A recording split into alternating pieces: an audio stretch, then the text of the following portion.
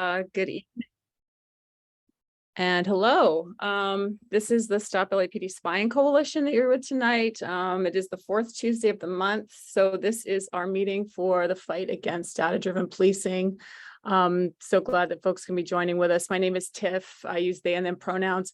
Apologize. I have been having a really hard time connecting today, and I'm preemptively leaving my camera off, but really glad that folks are joining with us and connecting on here tonight at this meeting. And we'll go ahead and talk a little bit more about the space. So I'm one of the folks that does facilitate this group, our fight against data-driven policing, assisted by, helped out by a lot of us really, Mateo, Snee, a number of different folks, Amira, Mamta, Peter, a number of folks kind of working with different working groups that we will be checking in with this evening as well. So kind of sharing back some of the different things that folks have been working on and have been doing as a part of our overall fight.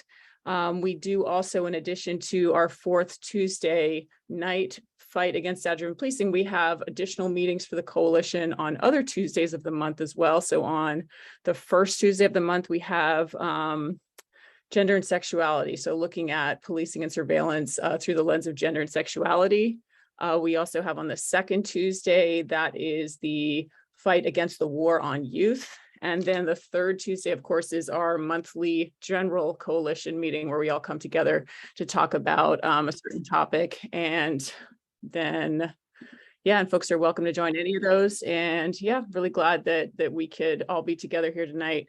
And please do, it is a small group of us, please, if you'd like to, use the chat to say hi, to make comments, to raise questions, please do so. I think probably we can also unmute ourselves and just, or raise hands, like however folks would like to engage or just like ask a question or, raise a concern. So please go ahead and do that. So as far as the agenda for this evening, so we are going to be continuing to talk about LAPD's architecture surveillance and its expansion and how that is kind of expanding and shifting and changing and what that means for folks and how we're fighting back against that as well. We're also going to be talking about kind of how that is facilitated, how that expansion is facilitated by such collaborators and institutions as like City Council and Police Commission. So we're going to start by actually talking about an order that was passed this past week that puts into place a process by which LAPD can acquire and supposedly review and kind of update the community on information technology that it gets. So we're going to be talking about that, first of all. Then we will move into talk about a great new zine that we have coming out of the community policing group. And we'll talk a bit more about that when we get to that point, but that's something that we're really excited to share. It's been working on for a long time and the work of a number of folks there. And then we will move into talk about the different working groups. So I'll just pause and see if folks have any questions. Yeah, thanks for sharing names in the chat. Really good to have folks here. All right, well, I think we'll go ahead and get started. So the first thing that we did want to talk about was just updating folks on something that we have been talking about a lot in the coalition, not just in this past month or week, but it's something that we've been talking about ever since kind of we got notice that this was something that was happening. And this is the special order that was voted on by the Police Commission this week. It is an order that applies to LAPD and puts in place a process by which LAPD is going to be acquiring and using technology, information technology specifically, and then also reporting on that annually. So it's kind of establishing a process. And Hamid, I did want to bring you into the conversation at this point and see if you're able to kind of give us a bit more of an overview in terms of like what that is that they actually did put in place this week. And then we can also see if folks have questions and talk a bit more about kind of how the community has responded to it as well. Great. Thank you. Thank you, Tiff. And greetings, everybody. My name is Hamed. I go by he, him here at Stop LAPD Spying Coalition. And big welcome to our fourth Tuesday of the month community meeting. What Tiff was speaking about is the special order that they shared that this was passed, which is basically about acquisition, use, and reporting of information / surveillance technologies. And they have established different mechanisms of reporting, of auditing, of acquiring, that this will go through a process. And it will go to the police commission, and supposedly the community will have an opportunity to speak and give their opinions about it. Now, on a surface level, it seems fine, because what it does is it creates a mechanism for community participation and what the community wants to do. But if that was the case, then why would over 24 organizations send a letter, as this proposal was being presented to the police commission, as it was getting all finalized and it was coming for a vote? Why would over 24 organizations, which have been historically on the forefront of fighting back against police violence, against police surveillance, against a lot of these actions, like Los Angeles Community Action Network, or Black Lives Matter, the ACLU of Southern California, Community Coalition, Children's Defense Fund, right? SAGE, and I can name several other organizations. And that letter is, if either Nina or Matis, if you don't mind just posting the link to the letter that we sent on June 27th, and then also the ACLU letter, and I'll talk about it.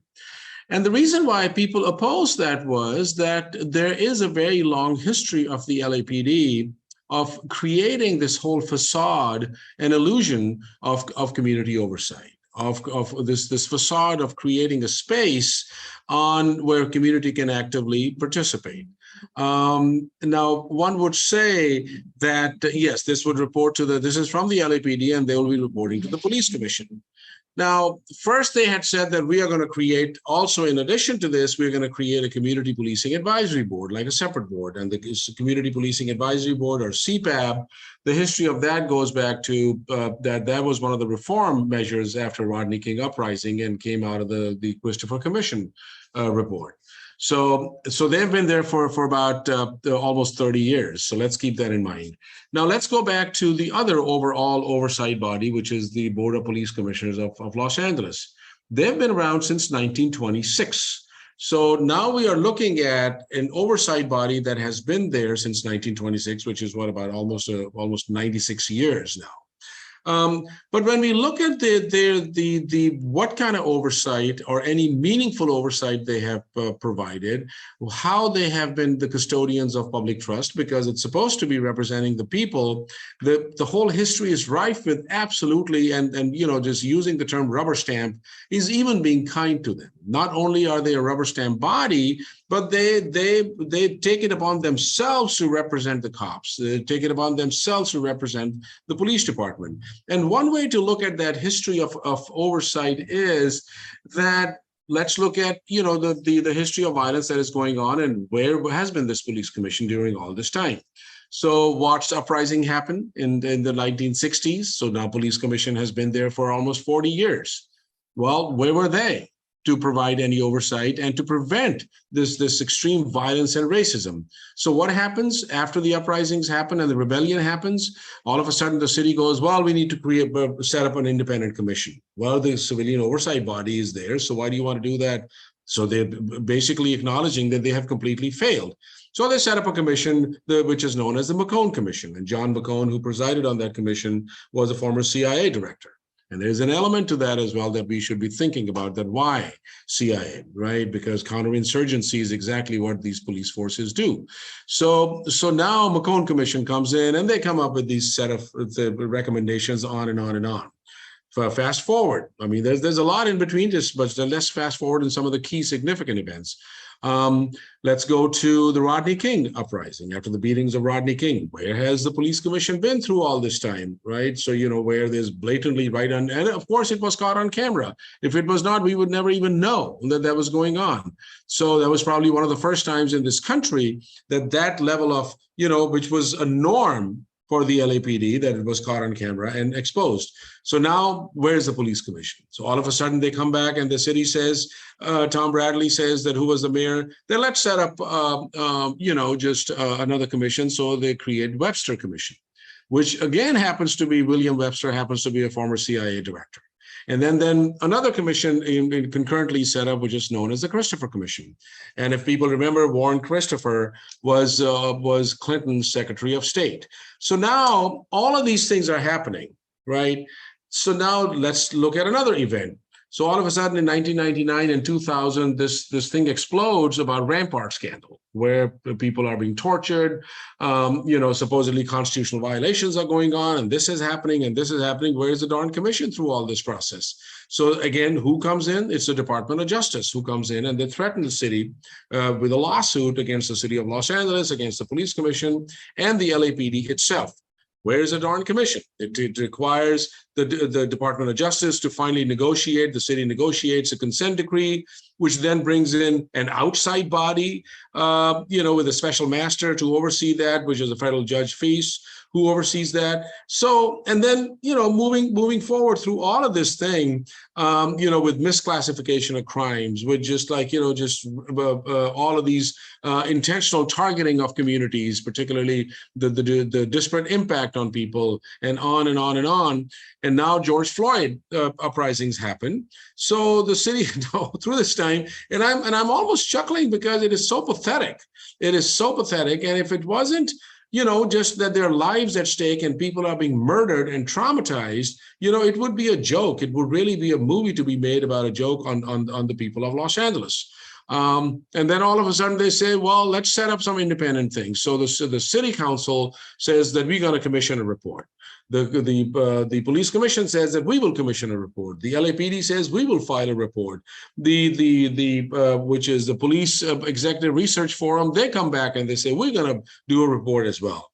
So in essence, okay, thank you, John, that Webster was the head of CIA and FBI at different. Exactly, yeah, he was also head of the FBI as well. So now here they come again, and they propose that we're going to establish a community policing advisory board, and we're going to set up a mechanism, because this is in the aftermath of the George Floyd uprising, with that what do we need to implement about this policing.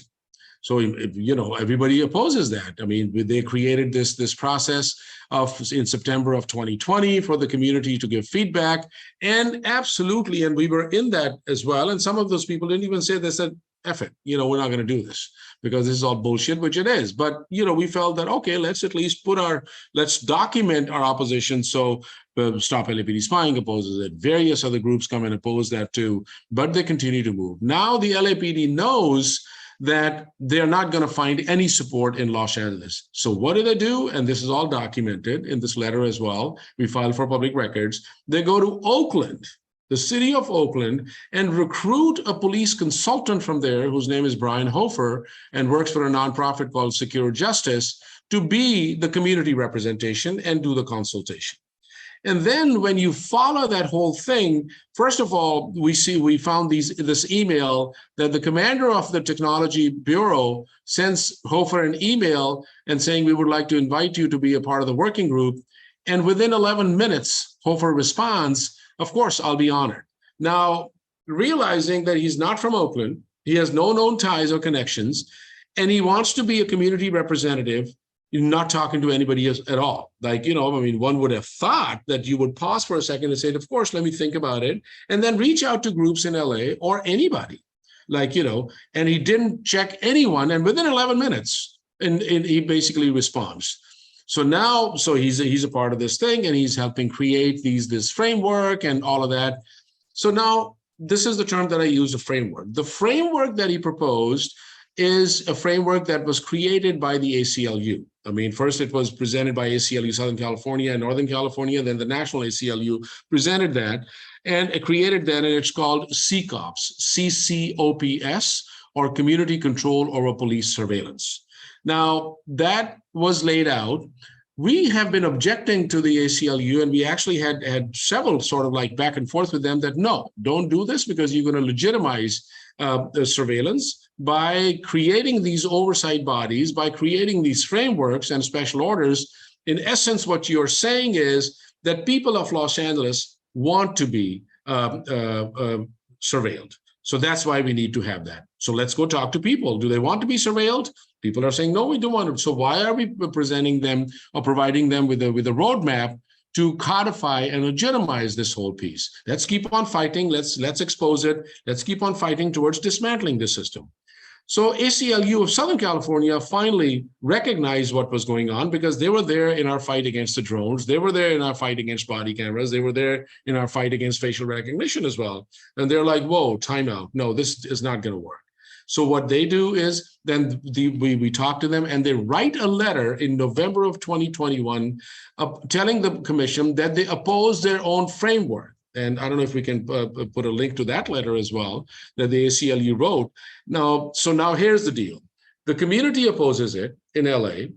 The framework that the commission is building upon, the creator of the framework are writing them a letter completely opposing this, saying, no, we don't want you to use it, right? So now LAPD goes and they go and import a community representative or to manufacture this consent from an outsider to then be seen. And which is interesting, because then another email we saw, and this was around the time when the working group was going to present to the draft of this thing to the police commission team on surveillance technology. And there's an email from Randy Goddard to Brian Hofer, who's the consultant. Randy Goddard is the assistant commander. And I'm sorry, I'm using a lot of names, but this is really a fucked up whole story.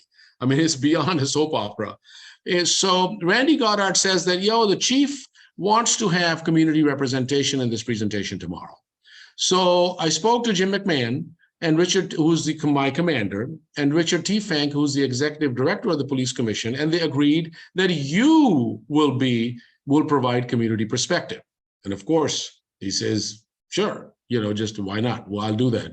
So here's what the deal is. So we sent that letter completely rejecting all of this. And categorically, people around the police commission meeting completely rejected, but they went ahead and passed this thing. So now they have established a special order on it. So, but we're not letting it go, and the fight never ends, right? So we are in the process now, and be on a lookout for that to now push and go after the city council when that happens, hopefully in the next couple of weeks, for them to intervene, and not that we are expecting very much, that this special order should be rescinded. So that's really the story, but it took a lot to share this thing, but I think it's extremely critical to understand the background and how business happens, where they continue to create this facade of oversight and community participation. And I'll end by saying that one quick example I can give was our fight against the use of drones, that the LAPD created a public participation process and even created an email address for people to send them their views about the use of drones. When the commission meeting was happening, and as the assistant chief was reading out this information, as these numbers came out, it showed that 93 or 94% of people of Los Angeles, of all the emails, and there were like 1,640 or so emails that they got, and out of those, over 1,500 emails rejected the use of drones. So then they said, well, gee, we'll create a policy about this as well, and let's see what people say. 99% of the people rejected that as well. So what was the response from the police commission? Steve Soboroff, who was the president or vice president at the time of the commission, his response, and this is the police commission, right? Representative of the people of Los Angeles. His response was that, and I quote, "It is very clear that people of Los Angeles don't trust the LAPD, but I trust the LAPD." So now here's where this is something, what's going on. And while you are posting the video as well, Martios, there's an op-ed that Pete and I wrote on Vice as well about why CCOPS is, and one of the things Pete really just breaks down is that why these kind of things are inherently anti-Black. because what you're going to do is that you're going to legitimize these programs. You're going to codify these things. And who's going to be on the receiving end? It's going to be Black folks. It's going to be Indigenous folks. It's going to be migrant folks. It's going to be queer trans folks. So those are the people who have historically been on the receiving end. So that's the story there, folks. So happy to answer any questions and want to know what people think about it. Like, you know.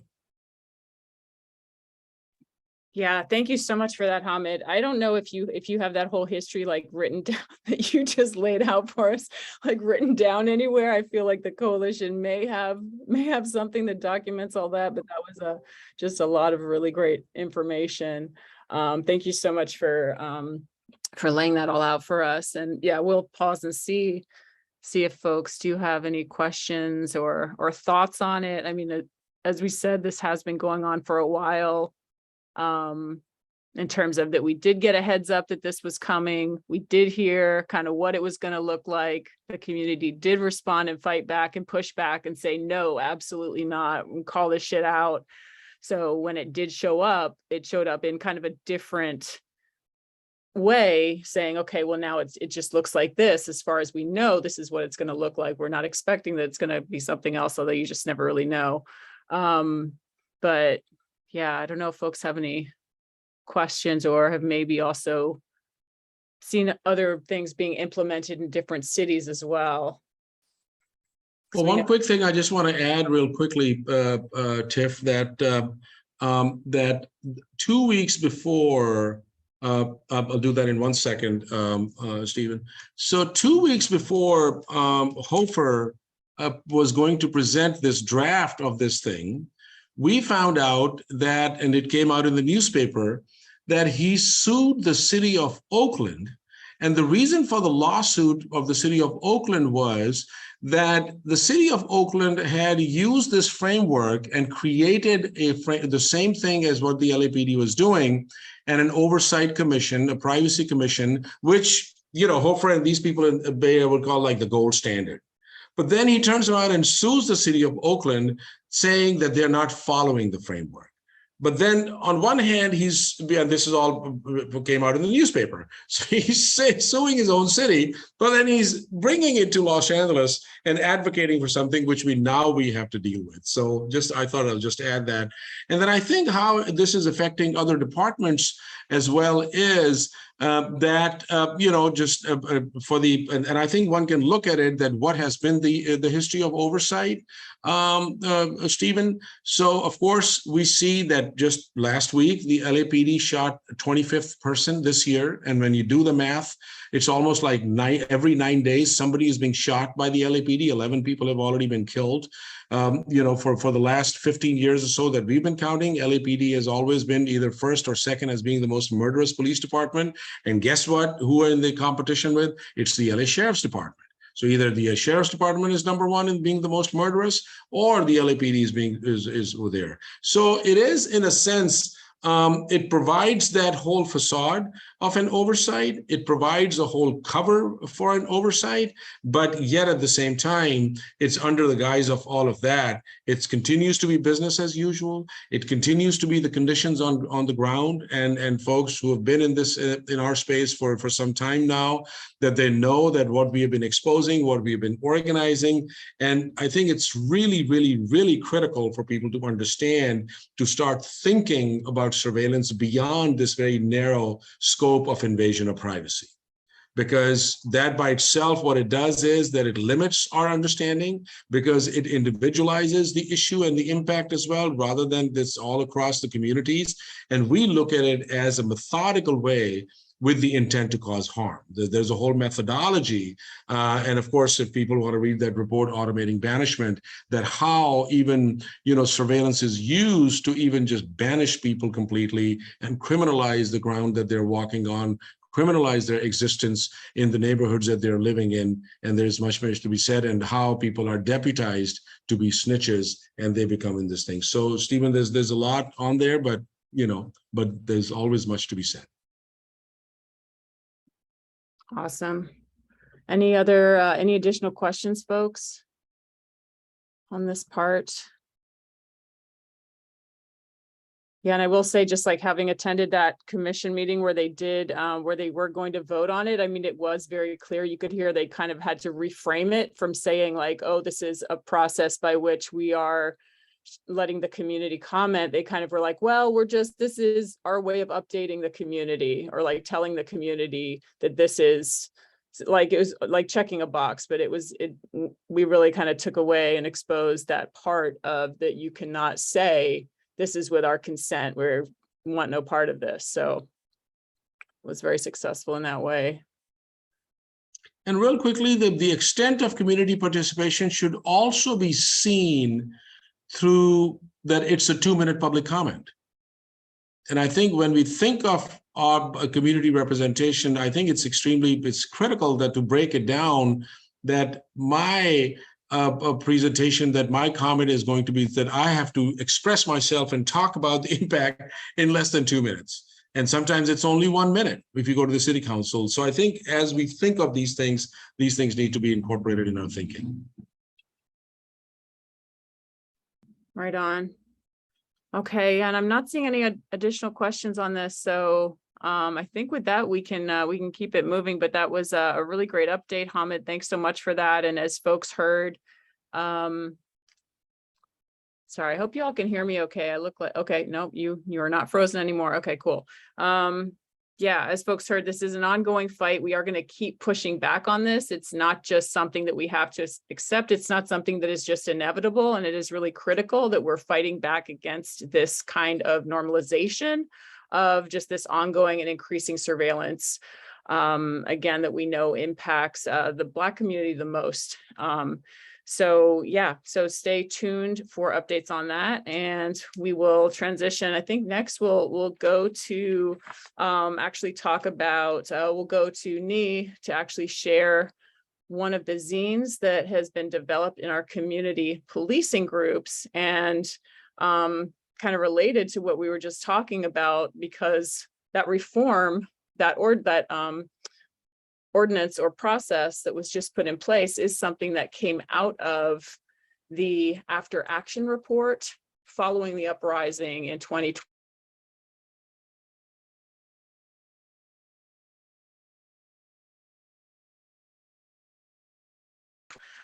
So I'll hand it over to you, Nee, if you're ready to share. Yeah, thanks, Tiff. And you broke off a little bit. I'm not sure if everyone had that same issue, but I'm gonna share screen really quickly just to so folks can see some of the visuals. But what I have out on my screen right now is one of our latest public, or our latest zine that we've been working on in our community policing working group. And this is the second zine from that specific, or the larger project that we've been working on, which is a timeline that really details the history and the different community policing efforts that LAPD has continued to implement and to utilize, and the different ways that it's expanded, and even in deputizing community members as well. And so this one is titled "The Burning Bridges: Abolishing Our Relationship with Abusive State," and it looks at three different, it looks at the Watts, at Rodney King and George Floyd uprisings, and how different reform efforts are kind of introduced after these major uprisings, where folks are pretty clear about their demands. In the summer, folks were clearly stating that they wanted to abolish and to defund and dismantle police and LAPD, but yet we still aren't close to that, and they've utilized that narrative of like defund LAPD and defund the police to really ask for more funds, even though we know they didn't lose any funds. If anything, their budget has continued to increase every year, with more and more grants, with more and more tools that they have at their disposal. So it really just looks at those three specific uprisings, and kind of just tries to understand the different reform efforts as well, to both honor the ongoing resistance that we have collectively built, as well as to learn those lessons of when reform is introduced, whether it's through body cams, whether it's through training, hiring more diverse cops, whatever kind of reform effort that they really are introducing, how we should be critical about what long-term effects that this has and how it's going to, in the long run, legitimize and just allow for LAPD to continue to kill, to continue to harass, stalk, and criminalize our communities. And so this is just a table of contents that kind of looks at the different things and kind of what we're looking at, but really just looking at how it is like first is unpacking how we are in an abusive relationship with the state, and the same kind of issues that we see within our communities, how it's a microcosm, right, with how the state legitimizes, whether it's patriarchy, whether it's transphobia, or like cis heteronormativity, and racism, how it's kind of normalized like that, and how it doesn't really get to the root of the issues and the root of the harm that we continue to see. So really just talking about how they continue to tell us that they are going to do more trainings and more whatever kind of programs that they want, but at the end of the day it's not getting to the root of it. And so the three uprisings, Watts in 65, Rodney King in 92, and George Floyd. So it really just chronicles the different things that we learned from those three, looking at PR and how PR is such a huge part when it comes to the state and the police being able to catch the narrative. And we're seeing it now with use of the after action implementation, how they're utilizing or continuing to utilize and craft these scripted sound bites to kind of sanitize the harm that they are doing. And so we see that now with different data, the data-informed community-focused policing with Sarah, and how they talk about when they were ramping up the evictions or the displacement of folks in Echo Park, how they were utilizing Sarah projects to legitimize that by calling folks well-equipped people experiencing homelessness, and just by being able to create that or craft that narrative. And we know that they have over 40 plus folks that they can tap into just for PR and to craft that narrative. And so definitely how PR plays a huge role in being able to legitimize and to kind of say, well, it's their fault, or they're being hostile, or they are destroying property, while avoiding and deflecting the real cause and the real root of why folks are taking out to the street and why there is this collective frustration. And then it looks at just the counterinsurgency tactics. And Hamid really, we talked about it a little bit earlier today about how community policing is a form of counterinsurgency, and how it continues to, like, that's the part of occupation, is that you need to, as an occupying force, you need to, by that logic of maintaining power, you're going to rely on trying to gather as much data, try to know know who the folks in the communities are, to be able to quell dissent or the harm or the concerns that they have about, like, folks rising up, because it is an occupation, because it is counterinsurgency. And so really just looking at the different tactics as well, and both through counterinsurgencies, and through heavy military, but as well the more discreet versions of community policing, like cops going into community spaces, like cops going into, right now there's a huge expansion with the community safety partnerships, and that's a policing program that is specific to housing projects in LA. And so that's also not surprising, given the fact that we just had an uprising, this kind of refocus into what the state labels blighted communities, which is just it doesn't take away from the fact that these are communities that were neglected for long periods of time by the city, by the state. And so, just looking at the different pieces of that, and how crime prevention through environmental design, being able to heavily surveil certain neighborhoods, how that plays a huge role, and also just the just naming a few as well of reforms. So whether it's hiring more cops, whether it's training our body cameras, the technology that they say can help them. As well, how it all is just going to continue to be added on and expanding their budget.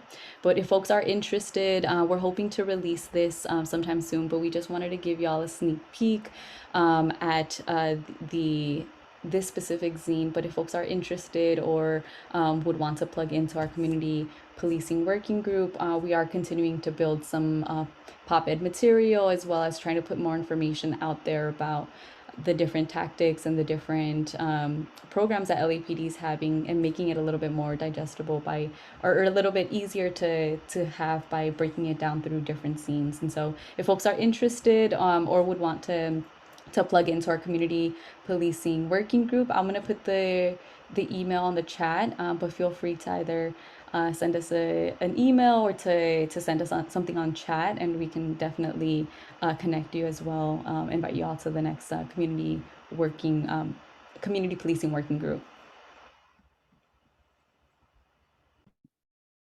Awesome. Thank you so much, Nee. That is just a really beautiful layout that you've created, and that folks have created and come together to put together. And yeah, do folks have any questions? And you may have said, Nee, when are we releasing that or publishing that so folks can look at it up close? Yeah, so we are gonna have it up in our on our website by next Tuesday. So folks would be able to find both the digital and the print version. So if you would want to print out a copy for yourself or print out some for the neighbor, some of the neighbors, that's something that we're hoping to put it out there in the community and let folks know about the different programs. Awesome. All right. Okay, and I don't see any questions from folks, but yeah, please do send us a message if you'd like to be looped into that work. I believe it's meeting every week or every 2 weeks, and there is a number of different things going on in that group. One of the things that we continue to work on so far just internally has been just developing a timeline of community policing. We've been plugging away at and also working on a number of different things as well as getting ready to be pushing back even further and always on the community safety partnerships and that expansion and the expansion of community policing. So yeah, please let us know if you'd like to join in that. And what we can do now is we'll actually transition to talk about some of the, and I see your question here, Steve. Can you expand on the change with ACLU? What specific issues? I'm not sure what, Steve, are you able to say any more about? Yeah, I'm kind of curious. Again, they're going to establish standards for Southern California, certainly, and even nationally. But this change within their own internal policy is pretty dramatic. They're a cumbersome organization, and they're not particularly responsive.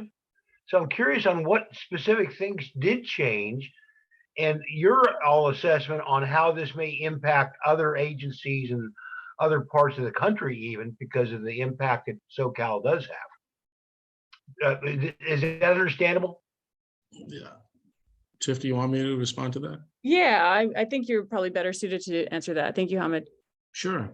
So, Stephen, this goes back how ACLU arrived at this position. It took about 6 years, and I say that, and I don't say that lightly. I mean, it took. It's almost as they say in that it takes almost a glacial pace to change things.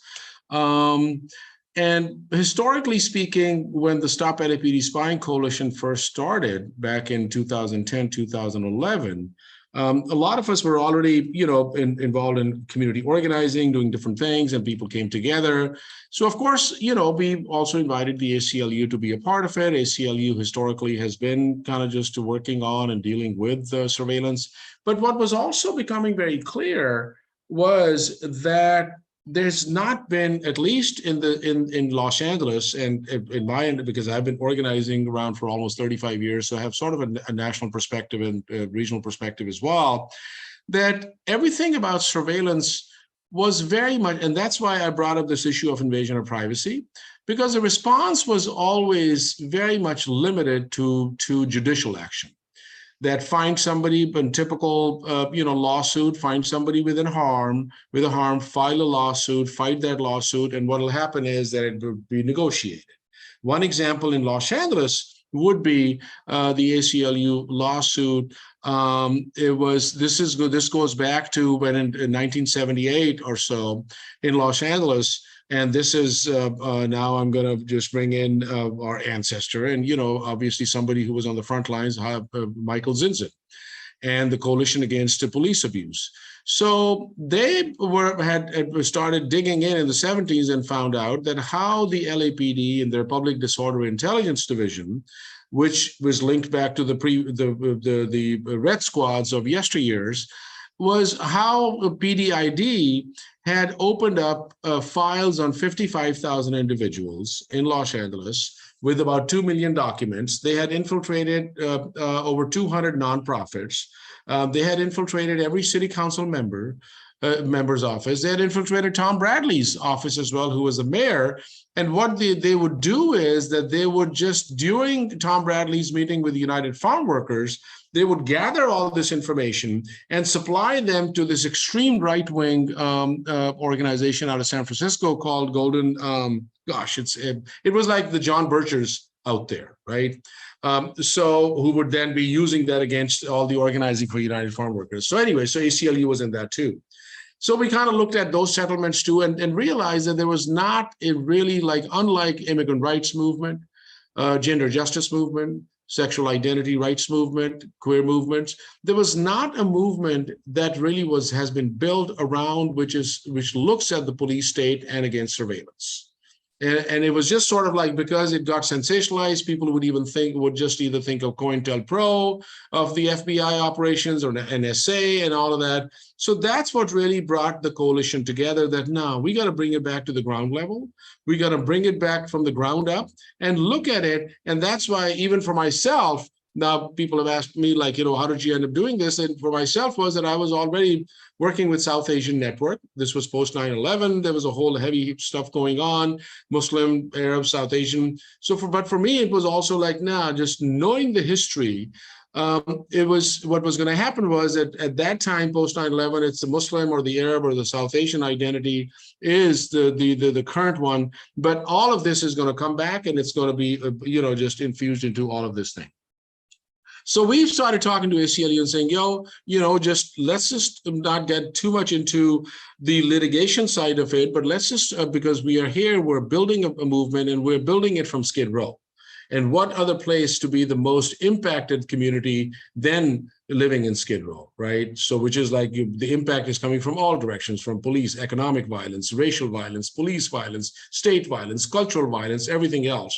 So for us, it was also like an opportunity that people who'd been doing it to be then tutored and educated by folks in Skid Row as well. And one of our leaders, Chela, is on this call as well.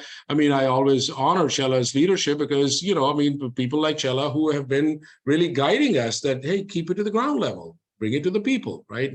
And yes, if we can't claim that that we are really we've been very successful is doing that, but it's a buildup, it's a process. But what it signified was that this is really happening, and the oversight bodies are not working, and reform is not going to work.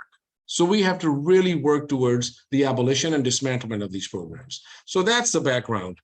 In 2015, we found out through public records that the ACLU of Southern California and Northern California had created a framework, a model ordinance for oversight, exactly what the CCOPS, but this is a precursor for the CCOPS model now with the national created.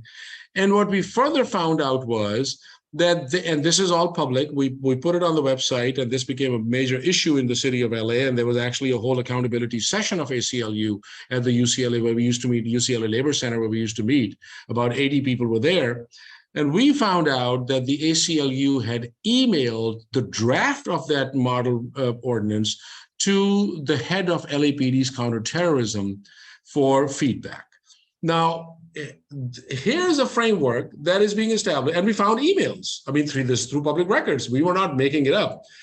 So here was the issue, that you are creating a model ordinance to be on against or on to oversee a department, but you're sending a draft to ask feedback from the very department, like, you know, who this is going to be applied on. So people really were extremely angry.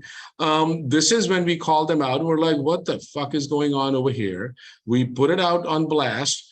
We then had a whole accountability session where about 80 people were there. A lot of different organizations were there.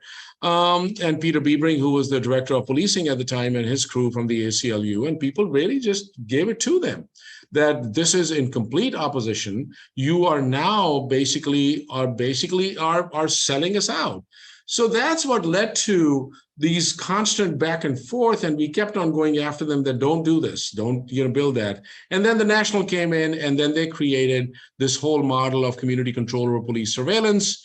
We would go after them as well, and it came to a point that there was a state bill in the Assembly, SB 11 in the Senate, SB 1186 back in 2018, which the ACLU was pushing for a statewide ordinance like that, and we opposed that. We were the only organization that was opposing it.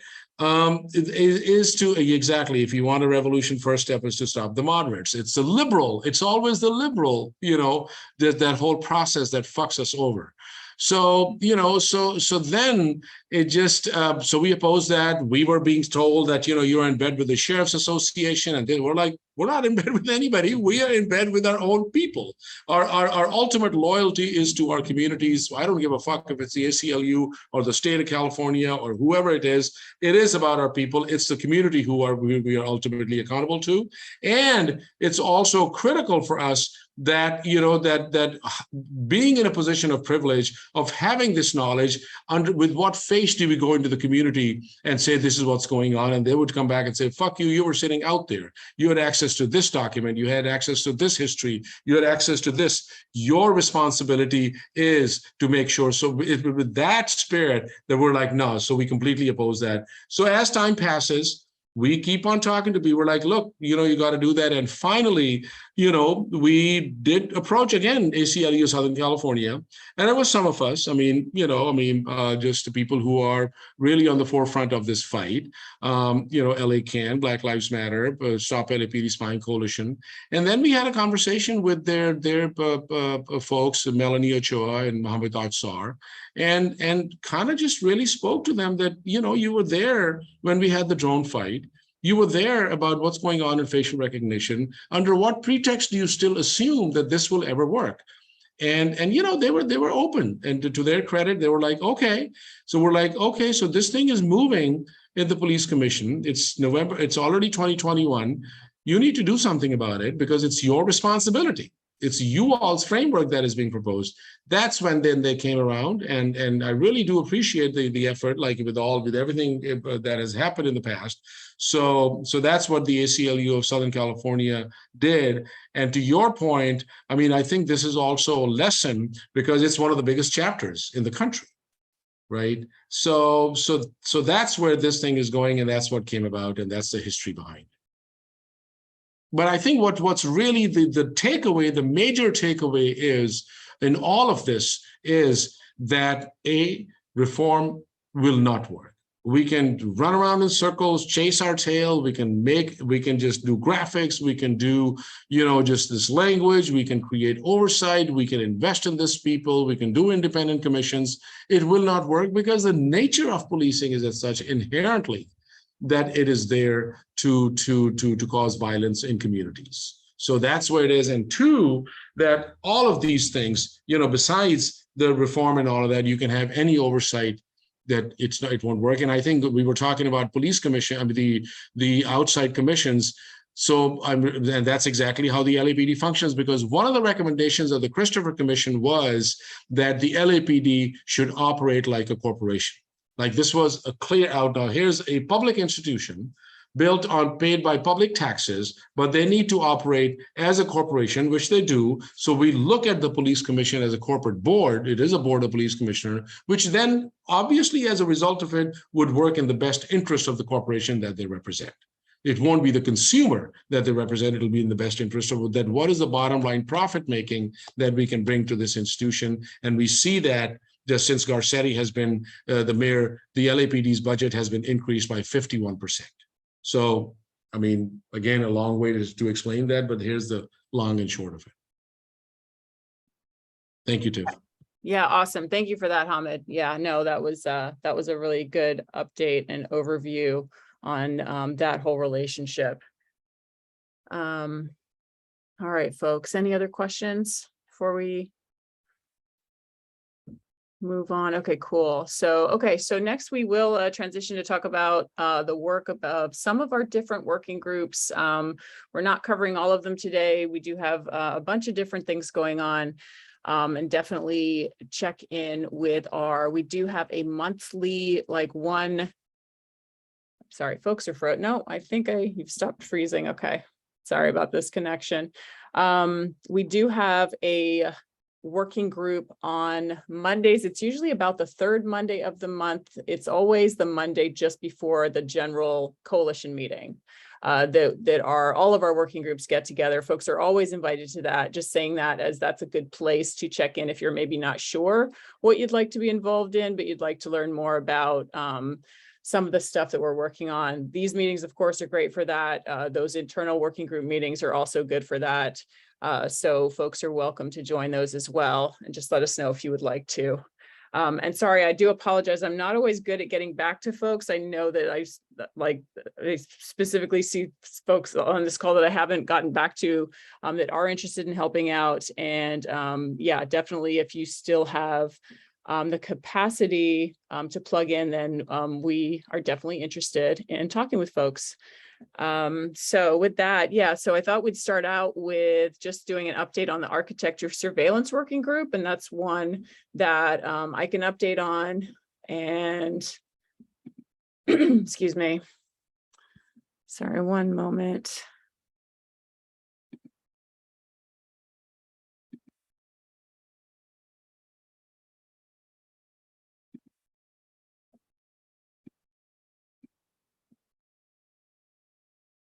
Okay, one moment.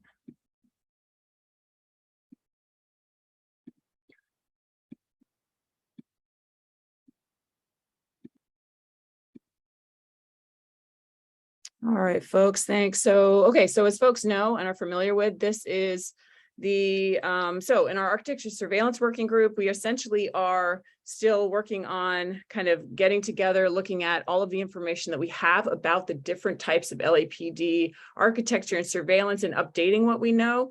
What we're looking at now, as folks know, is our previous PopEd tool that we have used so widely and with a lot of success in kind of laying out for community, making that connection as to that these are all the different ways that folks are surveilled, that people's information is picked up, that people are traced and tracked, laying out some of that architecture of LAPD surveillance. So we're interested in updating this, of course. So right now, this is just a spreadsheet looking at some of the areas that we are currently learning about and updating, just to give folks an idea of kind of, looking at that previous picture of that those were some of the categories that we talked about. Now, these are, and this isn't even a full list, this is some of the architecture surveillance technology, components, data sharing centers that are all a part of LAPD's architecture surveillance. And so just kind of going through and updating and going through the information we have and kind of re-looking at it and rereading it and updating what we know about it. So I'll just pause and see if folks have any questions on this. But yeah, essentially this is just to kind of give folks a snapshot of this is some of the areas. And again, if folks are interested in kind of looking at any of these as well with us, that would be fantastic. Because really for each of these, we're interested in kind of looking at them more closely and then delving in. Carol, I see your hand up. Yes, hi, thank you. This is Caro. I'm with a statewide organization called California Walks. And we've been against automated speed enforcement for the last 2 years, but all of our partners are all about it. So I just wanted to ask if that's something that's on here. From what I can see, I don't see it. It's very similar though to the automatic license plate readers, but it's not the same, or maybe it is, I don't know. But it's automated speed enforcement is the way I know it. Uh-huh. No, that's a great question. I'm not sure, and I'll see if anyone on our team is familiar with that as well. I think you're right that would be probably connected to ALPRs. I know that sometimes on those same signs that they put up to kind of track people. Well, and I think I think I'm even confusing it now, because when you said that, my mind went to those signs that you pass where they're like, this is what you're driving at, and it like flashes at you. And I know that those sometimes do also have plate scanners on them, but I think are you able to say any more about the automated, you called it automated speed enforcement? Yes. So it's cameras that are, so they're currently not legal in the state of California, but they are legal in other parts of the country. And so there's been since 2017 several bills to try to pass it, to try to make it legal here in California. That hasn't happened, but it's basically cameras that do end up reading your license plate based on if you're speeding. So Okay. my understanding is that it's also similar to, but I need to learn more about that. It's similar to like the red light cameras. And so, yeah, so that's the frame, that's the lens that I come from, and decriminalizing walking and biking. And this is my first time joining, and I've been wanting to join for I don't know how long. So thank you.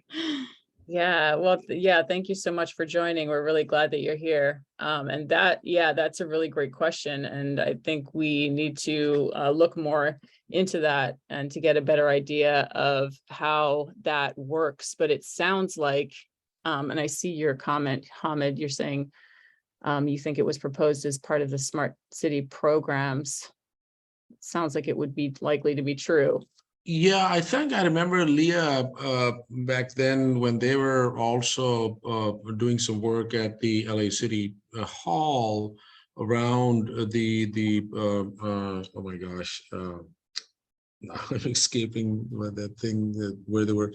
But anyways, them talking about it as a part of the broader smart city initiative that was being installed, and obviously under the guise of automatic speed enforcement, what the connections would be. But it was a huge surveillance device. So Carl's point is very well taken. And my understanding was that was being linked up between the DMV and those reporting systems, but I could be wrong. So I don't know if structurally, obviously the enforcement side of it and the fine side of it, it comes to. So yeah, and Stephen is saying they're offered by private companies as profit system for cities. So maybe it's a part of the smart city initiative. If I can, Carl, if I can just share, LA DOT and SFMTA and the city of San Jose had all of their lobbyists on this bill that again hasn't passed now 3 years. So LA, just wanted to share that they have their lobbyists doing that, and I'm on their shit list because I am. But yeah. Let's see. Sorry, I'm just reading the chat. Yeah, no, thank you for letting us know about that. And that would be really interesting to learn more about. And I'm sorry, Carol, what city did you say that you? So we do work statewide. Okay. We do statewide policy work. Mhm. And I'm really paying more attention, to be honest, to the state bills. But if I could just say something else about automated speed enforcement is that and I might get it wrong, it's the Federal Highway Administration as of 2024 is going to start allowing states to use federal funds for automated speed enforcement. And I'm pretty certain that's why our state wants to, it keeps trying to get it done right now, because if we pass it, they'll have the funding for it. Whereas right now, they really don't, but starting 2024, they will. So I perceive that in the state, I foresee that in the state legislature, that won't be an issue for funding anymore come 2024, if that makes sense. And so basically, I really think automated speed enforcement has a big chance of happening, because right now the committee, the state legislative committee where it dies is the appropriations committee, because it's so much money. And that's going to be not a problem in the next 2 years. Potentially. Mm-hmm. Okay. Yeah, well we would definitely be interested to learn more about that, and just like what is that information, like just in terms of like, how does it operate? Where is it set up, and what is the information that it gathers on people? That's always, the thing that we're interested in learning more about, is kind of the ways that people have their information gathered, and then how that is used. And then of course, what is the impact, and how that's all a way of space being controlled, and essentially the state kind of having that control over who is able to move through space and how they do it. So yeah, that's something that we are interested to learn more about. So thank you for sharing that. Yeah, that's not, to answer your question, that's not on here. So yeah, that's something that we can look more into. And there's going to be a bunch of things also not on here, even that we know about already as well, that we will be adding. And it is, it is an ongoing process. There's always going to be things that are added here. Well, not always. Hopefully we shut this shit down, and it's not always, but yeah, for now, at least, there will be things that we are adding. And yeah, and I did want to just go on and just talk about a little bit more detail about one of the algorithms that we're learning more about, if folks are okay to kind of move on from this kind of just overview part. Okay. Okay, so yeah, so as we know, actually, I should probably just stay on this one for now. So as we know, one of the sections that we look at here, so one of these kind of blue columns, just one of the areas of LAPD's architecture surveillance is algorithms, risk assessments, kind of how they do data analysis. They do use algorithms for that. They do use kind of different types of data analysis methods and tools, and we are very interested in learning more about that. Of course, PredPol is a very well-known algorithm that they use, and I'm not sure if folks are I know some folks are very clear on what an algorithm is, and I think it's accurate to describe it, and I'll also see if folks have a better explanation, but I think it's accurate to describe it as something that it's essentially like an equation or like a set of rules that gets applied to a data set or to a thing, essentially to make predictions or make assumptions about what is going to happen next. So yeah, I mean, that's essentially what it is, right? So I think sometimes we have this confusion or feel kind of shut out by language, but an algorithm is essentially, it's this program that is told to kind of weigh different factors in different ways, and then to spit out a set of assumptions or spit out a prediction about what something or someone is going to do next. So one of the things that we're looking at is the algorithms that LAPD is using, and one in particular, so I want to keep an eye on time as well, it's 7:08. So one of the ones in particular is they've been talking about since 2018 is this grant, Policing Through Innovation. This is a federal grant from the National Institute of Justice.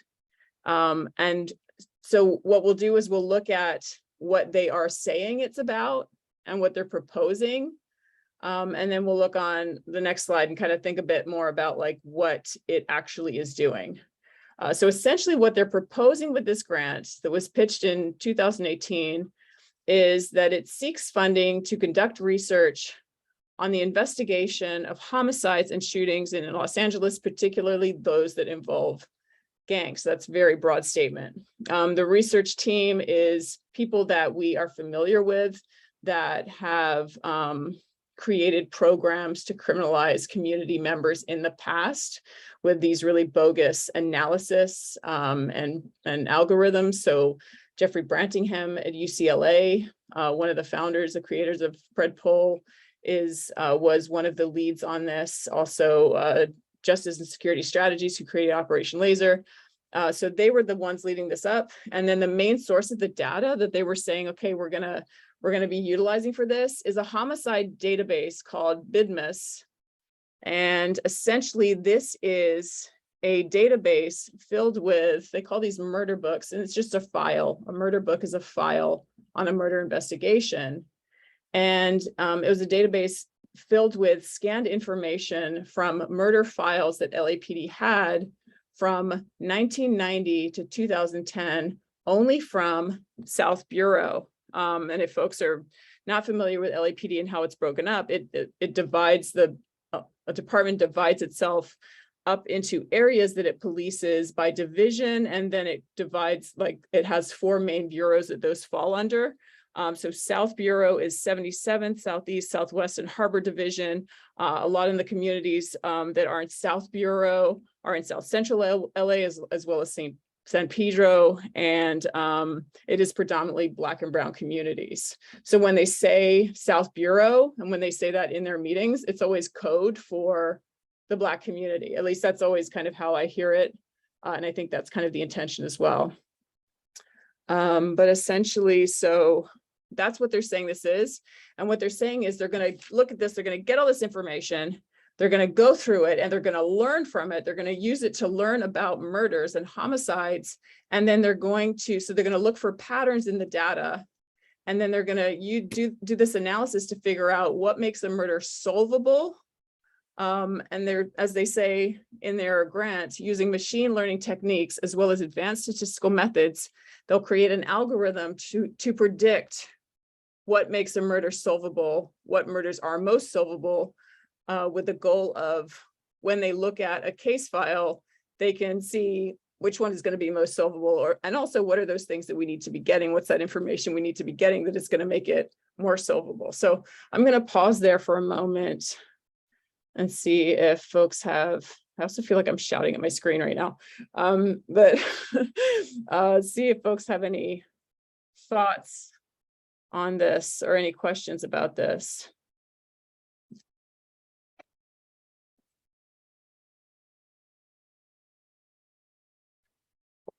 Okay, so I don't see any hands, but yeah, so essentially, let's see, and I think I just went through to the next slide. All right, so essentially, that is what they were claiming that it is. But what we've learned is really, in terms of like, that's what they're claiming that this is about. And it all seems, everyone is frozen again. Nope, they're back. Okay. It all seemed very odd. You know, just the whole premise sounded very odd. So it almost was like, okay, well, what are they actually trying to do here? And some of what we've learned by looking at kind of extensive emails that they've been sending to each other, reading through the actual proposals is, I mean, nothing like terribly dramatic so far, but essentially that this is, you know, it is what we think in terms of that they're talking about it being a very specific thing, but really what it seems to be is that it's very much part of just this larger effort by UCLA and also JSS to be having access to massive amounts of information from LAPD on an ongoing basis, to be running analyses on these all the time, to be running these projects with grant money, and then to be essentially kind of seeing what they find with it and making various tools and products that can be perhaps sold, can definitely be published about, talked about, just using LAPD data. So it's kind of like, it's part of the academic complicity that we talk about in terms of the way that academic institutions work with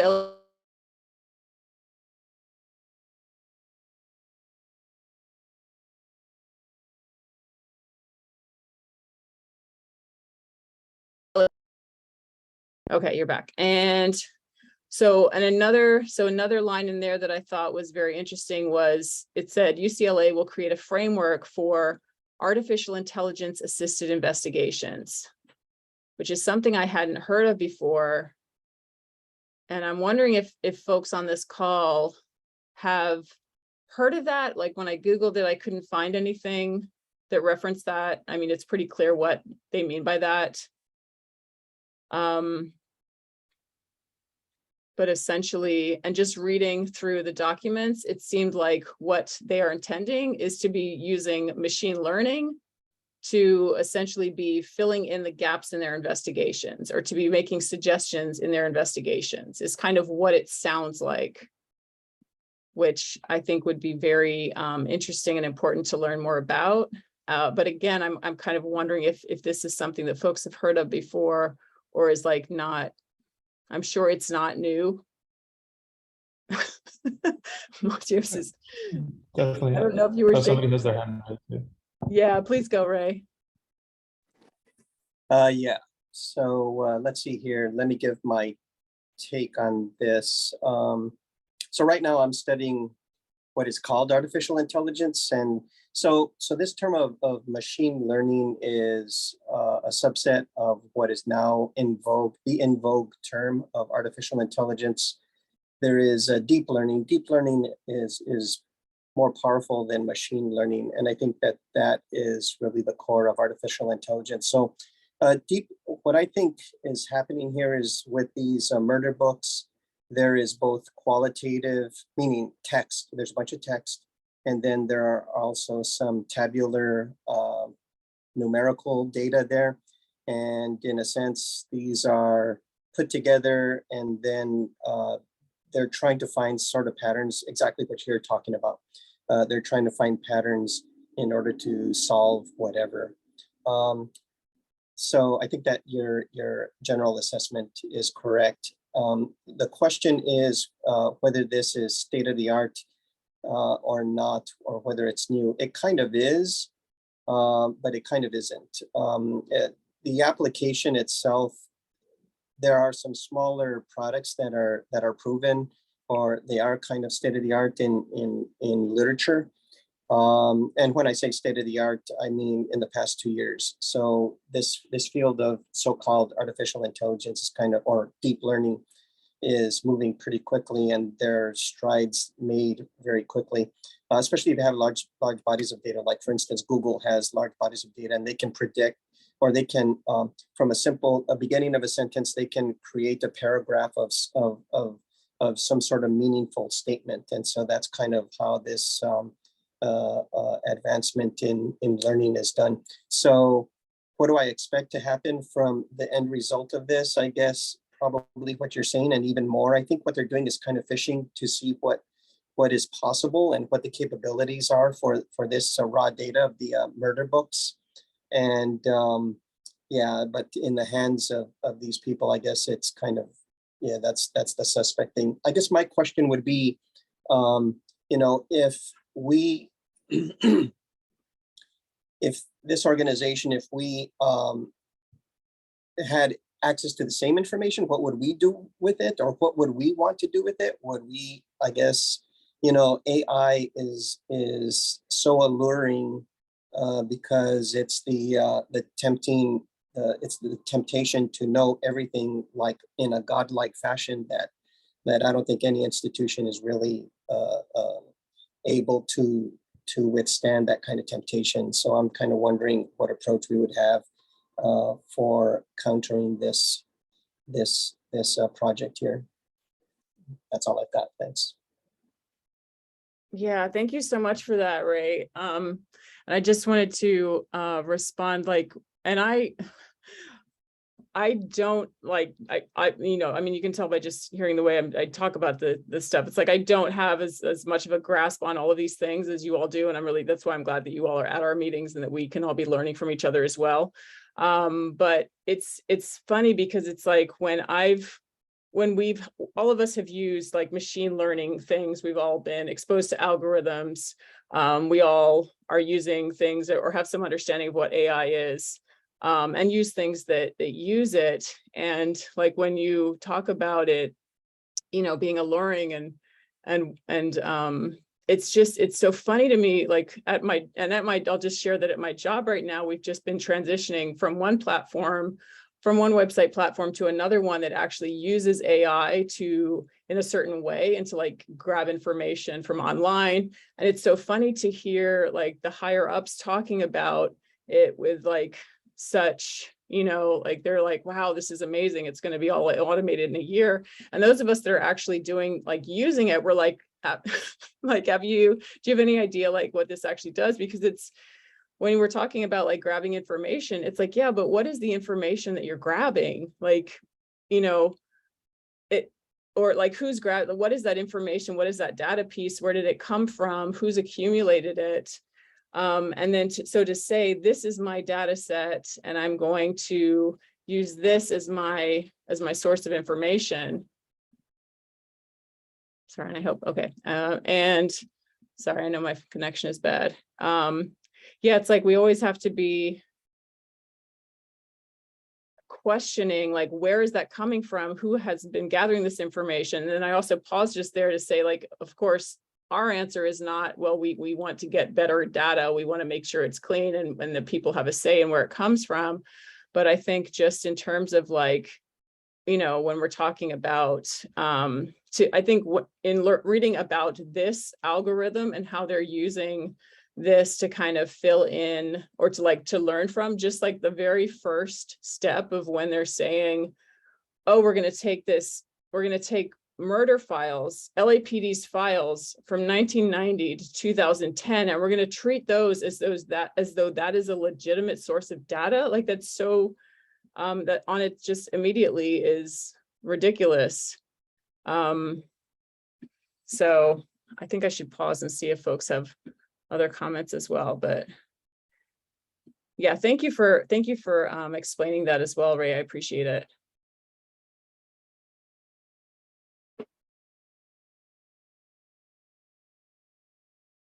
Yeah, and you also raised a question, Ray, in terms of like what would we like to see done with it. So I don't know if anyone wants to respond to that at all. If I may do a comparison.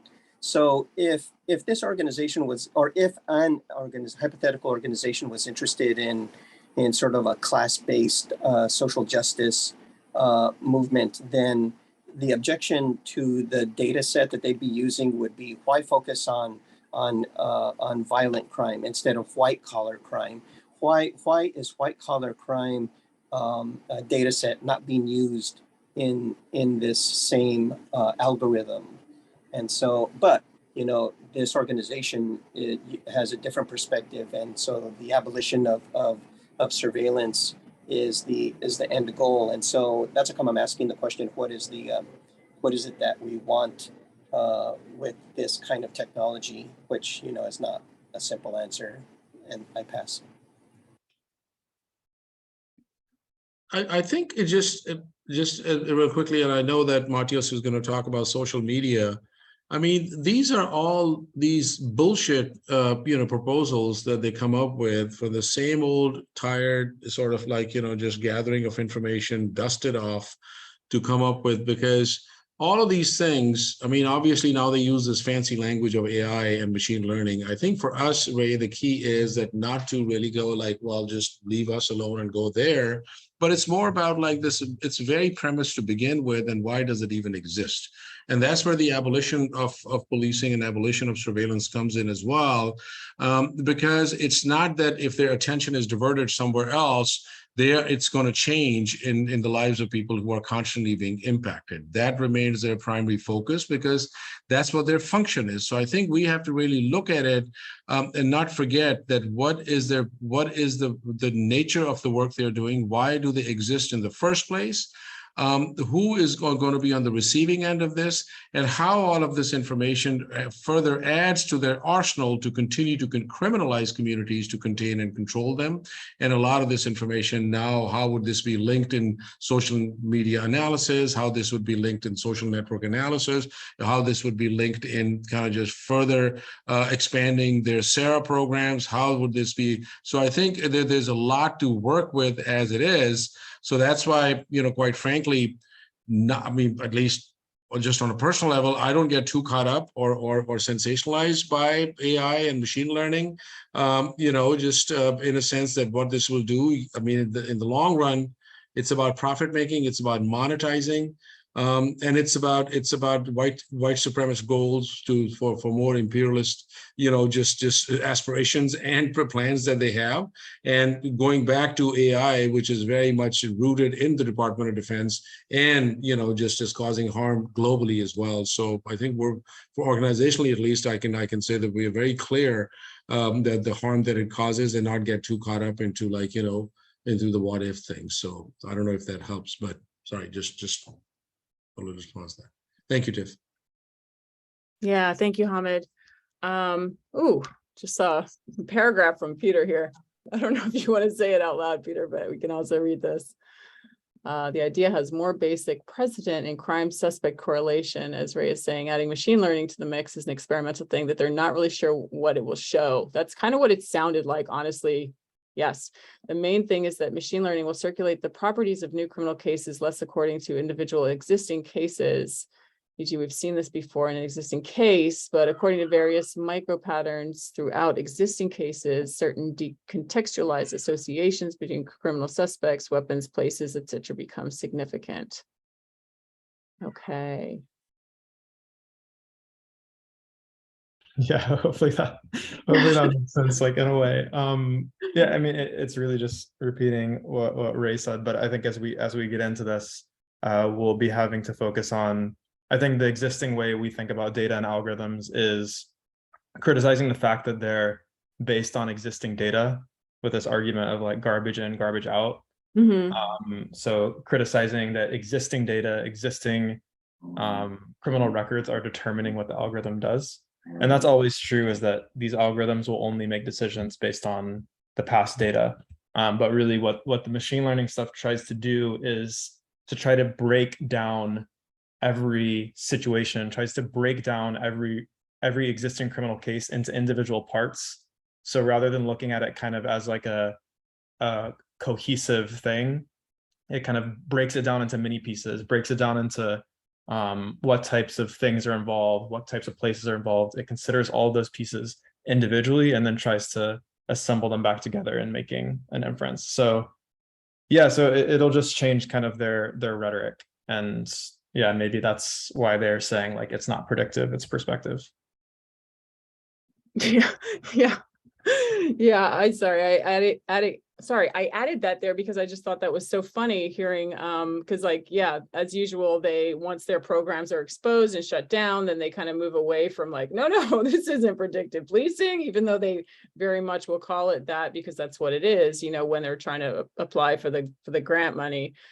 So yeah, Craig Uchida in a meeting about it being questioned after, and he got this question because we had raised, folks in the coalition, folks in our LAPC Fails family as well, had raised like, no, we know what this is. And this is an extension of predictive policing. And so he got that question. He said, it's not predictive, it's perspective. When it is actually AI and predictive. But anyway, so yeah, I think and we do want to keep it moving as Hamid noted, we're going to have a few more updates from folks, but I just wanted to share this with folks. And I knew that folks in this group have just like so much more knowledge about this kind of stuff than I do. So I'm really glad to hear from folks about this as well. And I also just want to say, like, as Hamid kind of touched on, we're very much about like not kind of sensationalizing this kind of thing and not like being in awe of this kind of thing, but really just exposing it for like the bullshit that it is, and really exposing that this is really just a framework on a guise by which to continue targeting community and to continue to be enacting that racist violence. And it's just bullshit. And like, I think like we do care about like, what specifically are they doing? What are they claiming this is? Because we know it's bullshit, and we know, and the community understands that, and we can understand that, it's not something that like, oh, you have to be, a anthropology professor at UCLA to understand this. Like, no, we can understand this as well. So yeah, sorry, that was a bit of a rant. So yeah, with that, I think I'll hand it over to Matios. Matios, are you ready to update, just to be sharing, changing to one of our other working groups, getting an update from our social media surveillance group? Yeah, thanks, Tiff. And folks, I'm going to turn my video off for this just because I'll be screen sharing and I too tend to lag. But yeah, so the coalition has been looking at social media surveillance for a while now. Folks might have tuned into our, might have come in person. I think a couple folks on this call were there when we had our Brennan Center collab presentation on social media surveillance. And since then, and that conversation was more about third-party tools and the coverage that received. But we've been doing a deeper dive on social media surveillance, but also understanding it. Everything we talk about within the Stop LAPD Spying Coalition is that this isn't a moment in time, but a continuation of history. And so just rooting it in this practice of social network analysis. And this is actually a pretty long excerpt from a 1981 FBI periodical written by an agent. And for folks who don't know, social network analysis in a very dumbed down definition is assessing the number of interactions a person has with certain people to assess like who their network is, who are they interacting with, and how often are they interacting with them.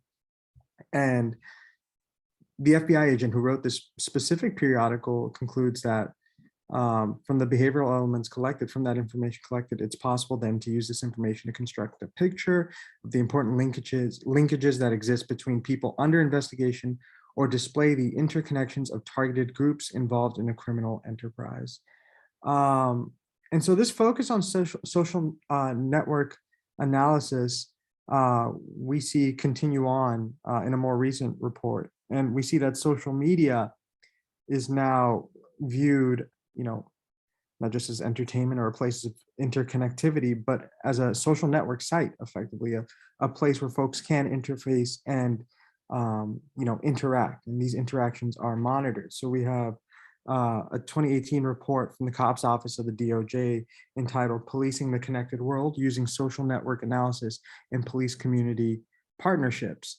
And they discuss SNA, social network analysis, as a technique that has proven effective at the prevention of and response to crime. And it defines SNA as a data-driven focused deterrence method that relies on gathering and analyzing information from arrest records and other sources. So we see an evolution of the definition here to kind of incorporate the information sharing environment that has been constructed in the years since.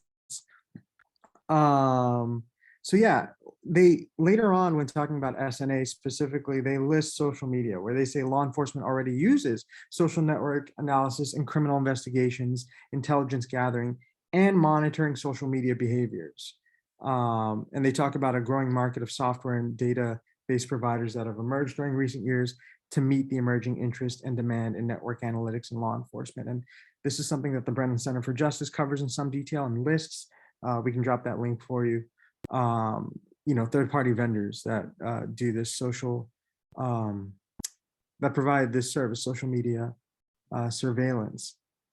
And then also just looking at, this is a DOJ-funded 2013 report by the Global Justice Sharing Initiative. It's their guidance and recommendations on developing a policy on the use of social media in intelligence and investigative activities. This is the earliest kind of model I could find for like recommendations on how social media surveillance should take place. And this is interesting, but I think especially so when you juxtapose it against LAPD's practices. So we see off jump here, they make the claim that social media sites are increasingly being used to instigate or conduct criminal activity, and law enforcement personnel should understand the concept and function of these sites. So it's seen as an opportunity to kind of criminalize folks plainly.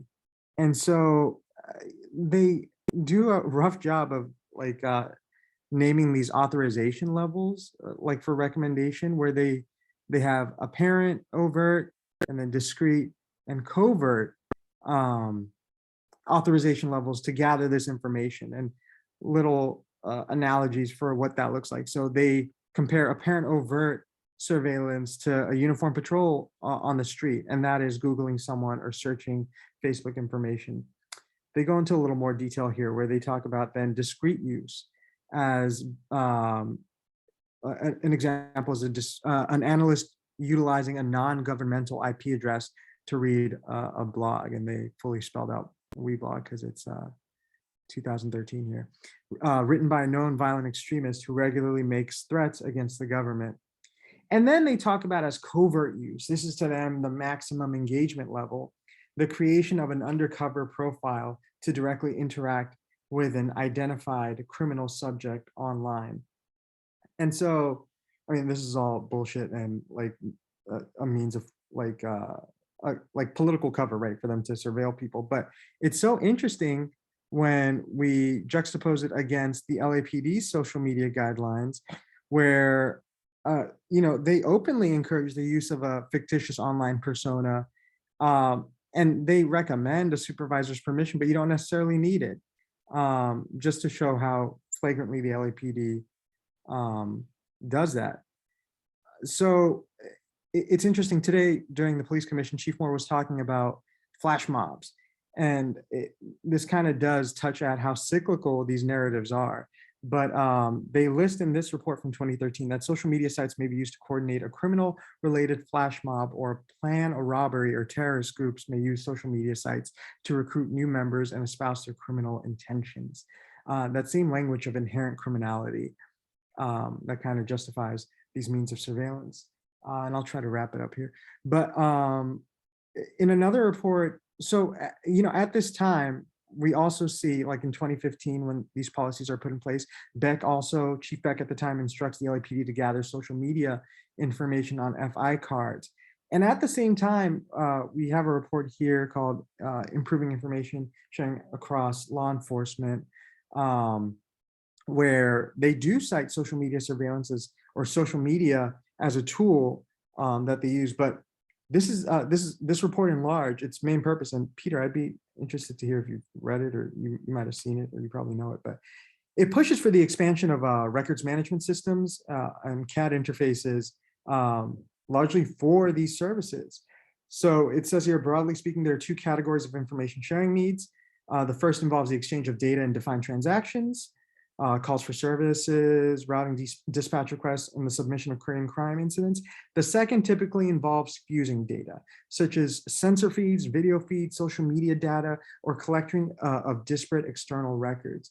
So we really do see these practices like kind of pseudo-sophisticating as these information sharing environments expand and grow. And of course, we see, you know, private companies coming in to say, oh, we need to expand the police's resources in order to cater to this. And then lastly, I'm just going to rush through this, but like we've also been thinking about what the uses are for social media surveillance and social media in general for the LAPD. And there's obviously like the gathering of information to criminalize people. We've seen it used during the 2020 uprisings. Here we have an article from The Guardian about LAPD using Edge NPD to identify negative narratives. They were looking for hashtags like BLM, defund surveillance, and specifically targeting those things. But the whole notion of negative narratives is interesting because, like Nee was talking about earlier, so much of what the LAPD does is PR.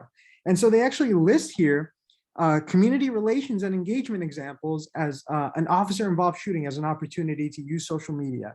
The watch commander used social media to identify and dispel rumors and clarified facts when we know in reality, time and time again, as with body-worn video or any other resource the LAPD has, it is to craft and push their own narrative that's always almost detached from reality.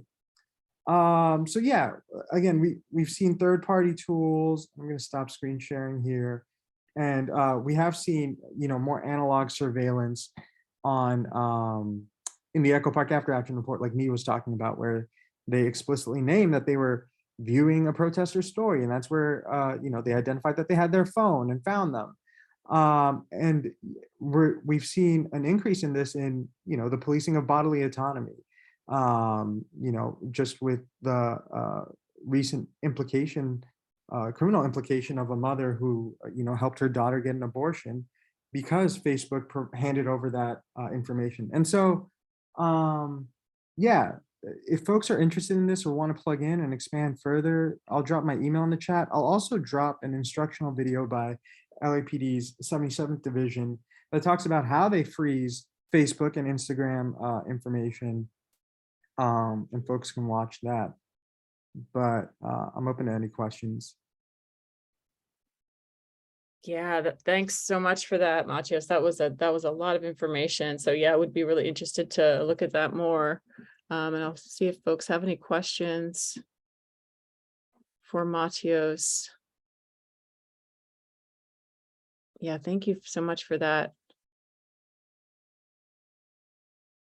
All right, if folks don't have any questions on the social media surveillance work, then we can, Peter, I know that you had said that you possibly would be able to share with folks maybe what we're doing with our RMS working group. I'm not sure if you're able to do that right now. Yes, yeah, I can. Cool. Hey everyone. Yeah, so basically this document that Matthias is talking about, it goes into a lot of detail with lots of diagrams showing all the different ways that, actually I'll post a link here so you can kind of scroll through it. But all the different ways that the records management system is supposed to be designed to connect to different devices, data collection systems. And so this is a pretty expansive system, what they're calling the records management system. And yeah, we have a breakout group where we're trying to, step through different aspects of the system and figure out how we want to talk about it. And right now, kind of our plan is we basically figured out different aspects of the system that are concerning to us, and we want to create basically videos of each of these parts of the system that concern us. One is basically starting with the history of the system, just the history of records and how these go all the way up now into the records management system. So what we're doing now is we've kind of started creating talking points about the system. And what we really want is to try to include everybody in not really just discussing these talking points, but actually starting to narrate them. So having people here, maybe on Zoom, being able to meet and then recording some of these talking points, recording these different aspects of the system to basically explain what it means to us. So I think, I don't know, Hamid, if we're trying to set up a meeting for that specifically, if we have a date scheduled, but that's basically where we're at. Yeah. Yeah, that's great. And I see Chella volunteering in the chat as well. That's great. Yeah, maybe the best thing is, yeah, thanks, Chella. It would be cool to talk more. Maybe the best thing is to just get like a show of people that'd be interested in doing that, and we can set up a meeting for it. Okay. And should folks email yourself or I guess the coalition, or what's the best way for folks who are interested in being a part of that? Yeah, I guess email Hamid's email that he just posted there. And yeah, this, the role of Palantir was to do exactly this. Palantir was providing a records management system. And actually what we know now is that the LAPD is doing a contract with Motorola. So Motorola has its own records management system that looks actually very similar to Palantir. has similar functions, has similar diagrams for showing criminal associations. So it's really the same type of technology. It's just Motorola is the provider now instead of Palantir. Okay, great. Yeah, thank you for that update. Yeah, so if folks are interested in joining in that, then send us an email and we will loop you into that work. Thanks so much, Peter, for helping us with that and facilitating that group. And yeah, so, and I'll just touch on one of our working groups is our, excuse me, is our Sarah working group. And I'll just touch on briefly because I know we're getting close to 7:44. Okay. Yeah, so essentially in our Sarah working group, so this is a group where we're looking at how LAPD uses an approach called Sarah. We talk a little bit about it on this slide, and I won't spend like a whole lot of time talking about what it is, but essentially it's a 4-stage process that folks can kind of see more about it on this information that we're looking at. But it was a 4-stage process that was developed in the 80s, and it's something that LAPD has been using since the 80s in some capacity. They are now very much using it today. And what this process called Sarah, scanning, analysis, response, assessment, really allows police to do is to really center themselves instead of just being like a response to crime. It allows them to center themselves as being problem solvers. And that's kind of why it was introduced. It also allows them to still specifically, selectively as well, target locations and communities under the guise of being data-driven. They say, oh no, we're using this process, we're engaging in analysis and gathering information. We have this process. It's not, it's not biased. It's part of the scientific process. And it also allows them to have the guise of community policing, because they kind of claim that they are doing this together with community, when in actuality it is those folks who are those individuals that are selected by LAPD deemed to be community, or that kind of volunteer themselves because they are comfortable working with police or they benefit from that relationship. So in our Sarah group, we're looking more at this process, how it's impacting folks. We are creating a pamphlet, like an outreach pamphlet right now, so that we have been engaging with folks already in areas that have been targeted, specifically Echo Park Lake, and we are wanting to continue to do that. So we're in the process of, this is just a view of like, I won't go through this again, but this is something that we had created in the past, just talking about like, yeah, when they say Sarah, like what does that actually mean for the community? So this is a diagram that we had already developed to kind of talk about that more. So now we're kind of wanting to develop something that shares kind of a broader analysis that kind of talks about, okay, how is this applied? How long has it been going on? And really making that connection.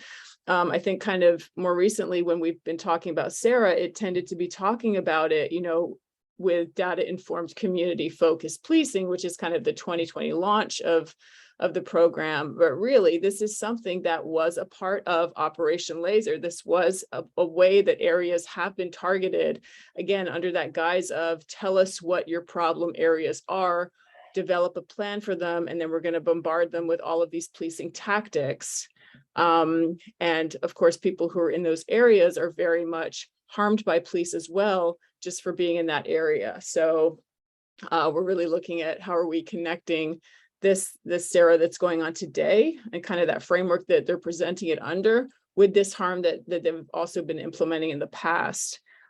Chris, who is part of our mapping, really heads up our mapping work, is going to be developing a Sarah map for us, and also helping us kind of fill out what we are continuing to learn about where areas were being targeted through Operation Laser as well. So if folks are interested in that as well, whether it's like helping us create the outreach, kind of doing some research, learning more, or also connecting with our mapping group, then let us know, because those are some things that are going on. So, all right. So that was the last working group that And I'm sure folks will let me know if they have any questions. But that was the last working group that I was going to update on. And again, if folks are interested in learning more, just send us an email. But that was everything that we were going to cover tonight. Were there any questions from folks?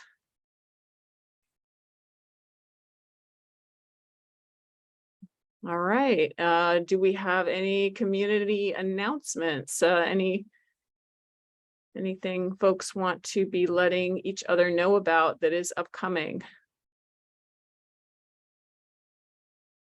Just real quickly, this coming Saturday at LA Can, we're having a memorial and celebrating the life of Kay Tsumi. If people don't know Kay was a longtime organizer and just an incredible, just a person who, we've all learned a lot from. Kay passed away about 3 weeks ago, about a month ago. And I mean, if it's almost like, when we talk about ancestors, and, one thing I always think of Kay is like, he really taught us how to be an ancestor. And what does it mean? How to create spaces, how to build with people, and how to be very clear and very direct. I mean, Kay was 90 or 91, and just even up until like before COVID, we'd be in the police commission meeting. I remember one time he was dragged out because he would not give up, dragged out by 4 cops. So it's from 12 to 3, and there's the flyer. Thank you. And then everybody's welcome, so just wanted to say that. Awesome. Yeah, thank you for sharing that. All right. Any other announcements from folks? And I guess we won't be having the 5th Tuesday of the month meeting. So unless if Matthias and Nina insist on having one. I think I can see it in their faces. They're going to insist on it. Yeah. So we'll be rolling back, I think, on September 6th, I believe. Cool. Yeah. So And we all deserve breaks as well. So hope folks. That'll be on gender and sexuality. I don't know, Chella, if anything you all have planned for that one, the first Tuesday, or just stay tuned. Yeah, stay tuned. I will touch base with all the group. Okay. Bye. Right on. Okay. Well, thanks so much, folks. That's what we have to look forward to. And yeah, thanks again for joining us, and hope to see folks soon. And yeah, thanks so much. Just be on a lookout for the social media and the zine on community policing. That's going to be released next Tuesday, the 30th. Awesome. Awesome. Thanks so much. Bye-bye. Good night. Ready?